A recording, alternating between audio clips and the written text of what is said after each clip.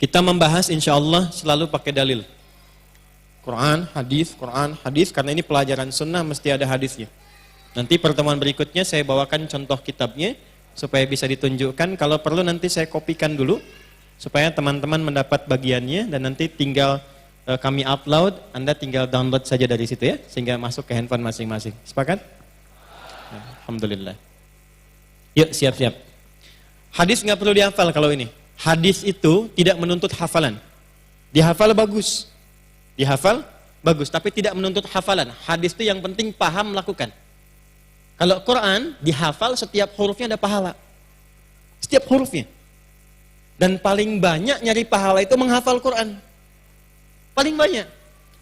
Ya, sebab setiap satu huruf itu 10. At-Tirmidzi nomor hadis 2910. Man qara'a harfan min kitabillahi falahu asyru hasanat. Siapa yang baca Quran satu huruf saja dapat 10 kebaikan. Dan gak ada orang baca Quran itu cuma satu huruf. Nun, lumayan. Lumayan 10, ya. Gak ada. Pasti banyak. Nah, yang menghafal itu mustahil ada yang satu, dan kalaupun satu pasti diulang-ulang. Diulang-ulang. Gak ada orang yang menghafal Quran cuma sekali baca. Alif Lam Mim. Dzalikal kitabu dzalikal kitabu dzalikal kitabu dzalikal kitabu la raiba fi la raiba fi la raiba fi dzalikal kitabu la raiba fi hudan lil muttaqin dzalikal kitabu la raiba fi hudan lil muttaqin. Hitung berapa huruf, yang bisa ngitung saya kasih hadiah umrah. 1, 2, 3, waktu habis.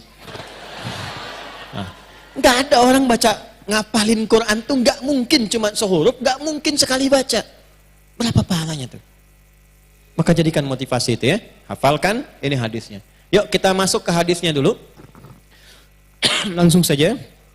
Qala an Ibnu Abbas radhiyallahu taala anhuma. Hadis diriwayatkan dari Ibnu Abbas radhiyallahu taala anhuma. Kalau di pembuka hadisnya, bata Ibnu Abbas radhiyallahu taala anhuma fi baiti Sayyidati Maimunah radhiyallahu taala anha. Satu kali Ibnu Abbas itu ingin menginap di rumah bibinya Sayyidah Maimunah, istri Nabi SAW. Kurang lebih posisinya di sini nih. Nanti kalau satu kali umrah atau haji, teman-teman bisa cari posisi. Kalau pas berangkat dengan saya, nanti saya bisa tunjukkan insya Allah. Jadi kalau ini tempat untuk sa'i, ya. Ini Safa, ini Marwah di sini.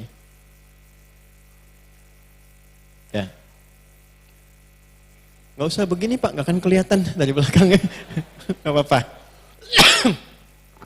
Ini saya hapus saja dulu biar gampang. Tapi saya ingatkan gini, ini materi penting banget. Ya, saking pentingnya susah dihapus tuh. Jadi saya bayangkan aja, lihat sini. Udah gambarkan aja gini. Susah dihapus. Ini, lihat ini. Ini anggap menara Zam-Zam tuh. Yang ada jam gadang besar itu, jam gadang Arab. Ya. Ini menara Zam-Zam. Ini Safa, Hotel Safa. Nah, nyebrang ke sini. Ini ada jalan sini, jalan. Ini ada istana itu. Istana raja dikhususkan buat tamu-tamu. Ini Jabal Qubais namanya, besar gini. Antum kalau pas dari sini patokannya, walaupun nggak nginep di Zam-Zam misalnya, kalau pengen dari Zam-Zam lurus, terus belok kanan di sini. Jadi keluar, langsung belok kanan. Kalau sekarang karena sedang ada perbaikan, itu kita harus ke sini pakai pakaian ihram. Kalau nanti sudah normal, langsung belok kanan ke sini. Begitu ke kanan, cirinya gampang. Di sini ada pos security nih sini. Ya, yang di atas istana, atasnya ini pos security di sini, belok ke arah sini. Nanti CCTV-nya warna putih, ngadepnya ke sini, batasnya warna merah, ada yang jaga di sini. Lurus terus ke sini nih. Ada pintu 26, Gate Ismail. Kemudian ikuti ke sini sedikit, nah di sini bertemu dengan Babun Nabi namanya, Gate Nabi sallallahu alaihi wasallam. Di sini ada Babun Nabi, Gate Nabi sallallahu alaihi wasallam. Kesininya terus kita akan temukan di sini ada Babus Salam, lurus terus Babus Salam. Yang kalau turun pakai eskalator ke bawah, ada yang tangga tengah-tengah, ini untuk eskalator naik ke atas. Ya, yang jaganya pakai pakaian putih, ini kursi hijau, sini kursi merah. Ya. Nanti di sini, kenapa saya tunjukkan pintu sofa? Begitu Anda turun ke sini, Babus Salam. Nah, di balik Babus Salam ini rumahnya Abdullah bin Abbas. Abbas rumahnya di sini. Ya, di dekat ke Bukit Sofa, itu turun. Nah, di sini posisi Nabi SAW sedang beristirahat di rumah Sayyidah Maimunah. Sayyidah Maimunah itu rumahnya yang ini, yang gate babun Nabi di sini. Jadi jaraknya nggak terlalu jauh lah ke sini. Di sini Nabi menunaikan sholat 2 rakaat sebelum peristiwa Isra dan Mi'raj itu. Di sini tempatnya. Ya. Oke, jadi dari sini diilustrasikan, kemudian main ke sini. Yang mau saya highlight sedikit, Ibnu Abbas itu masih kecil, masih junior saat Nabi hidup. Gambarannya begini, Nabi meninggal itu sallallahu alaihi wasallam, usianya masih sekitar 13-14 tahun. Jelas? Baik ya. Jadi kurang lebih lah lahir sekitar 3 tahunan sebelum hijrah. Jadi bisa digambarkan kalau kondisinya gitu ya.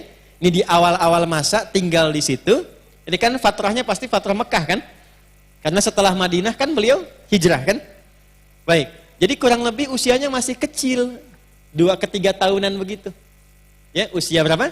2-3 tahunan. Yang ingin saya katakan, pamannya Nabi sallallahu alaihi wasallam, ayahnya Abdullah namanya Abbas. Abbas itu pedagang, Pak. Bu. Jualan. Dan riba pertama yang dipraktekkan dan dibebaskan oleh Nabi itu riba pamannya. Tadinya beliau banyak praktek riba, seperti rentenir sekarang. Dibimbing oleh Nabi, bebaskan riba, dikasih solusi. Jadi Islam itu indahnya begini, kalau ada yang kurang bagus, dilarang tapi dikasih solusi. Dilarang itu bukan untuk menyulitkan, tapi menjaga supaya kehormatan tidak runtuh. Ada sesuatu yang bahaya di situ. Jadi begitu dilarang, diterangkan, ini bahayanya akan begini, solusinya yang bagus ini. Begitu dibawa oleh Abbas, dihilangkan kemudian ribanya oleh Nabi sallallahu alaihi wasallam, dipraktekkan pola dagang yang benar, itu keuntungannya berlipat sejak saat itu. Nah, ketika sadar dengan itu, jadi harta yang kotornya itu hilang, yang baiknya itu datang, itu Allahu Akbar, ternyata merubah keadaan keluarganya lebih baik dari sebelumnya. Jadi antum kalau di keluarga ada yang tidak normal, sholatnya sudah susah, ya kan? Dengar azan sudah sewot, susah diberitahu, cek dulu. Kalau bukan maksiat yang pernah dikerjakan, mungkin ada harta yang tidak halal yang terbawa ke rumah. Cek. Tapi kalau Anda berniat memperbaiki, silahkan Anda lihat perbedaannya. Akan terjadi sesuatu yang besar ketika Anda niatkan karena Allah memperbaiki harta yang Allah titipkan yang kita bawa ke dalam rumah, bawa yang halal, itu demi Allah saya katakan. Bukan hanya Anda akan merubah keluarga Anda lebih baik daripada sebelumnya. Dan itu pernah saya kemudian ajarkan pada beberapa keluarga saat kami pertama datang ke Bekasi, itu Allahu Akbar. Tiba-tiba istrinya jadi pentahsin, anaknya senang Quran, ada yang menghafal Quran. Tadinya agak jauh. Nah, setelah itu apa yang terjadi? Anak sulungnya Fudail ingin berkhidmat pada Rasulullah SAW, sehingga nanti kisah viralnya saat Nabi akan wafat di pangkuan Sayyidah Aisyah, kan viral Nabi meminta air wudhu dulu kan? Nah, itu yang bawakan air wudhunya namanya Fudail bin Abbas radhiyallahu ta'ala anhu. Makanya istrinya disebut dengan Ummu Fudail atau Ummu Fadl. Yang bungsu, nah ini poin pentingnya. Abbas melihat mesti ada yang dibanggakan di keluarga untuk pulang ke hadapan Allah di hari kiamat. Dari sekian yang sibuk, saya siapkan anak bungsu saya menjadi sosok yang dibanggakan di hari kiamat. Khusus untuk yang bungsu, itu diwakafkan hidupnya untuk menuntut ilmu dari Nabi SAW. Bapaknya Abbas sesibuk-sibuknya masih ikut ta'lim dengan Nabi. Nabi meninggal hafal 200 hadis. Paman Nabi, keluarga Nabi masih ngaji pada Nabi hafal 200 hadis. Di surga jelas bersama Nabi karena keluarga Nabi. Anda keluarga Nabi bukan, sahabat Nabi bukan. Ya, sesibuk apa sih?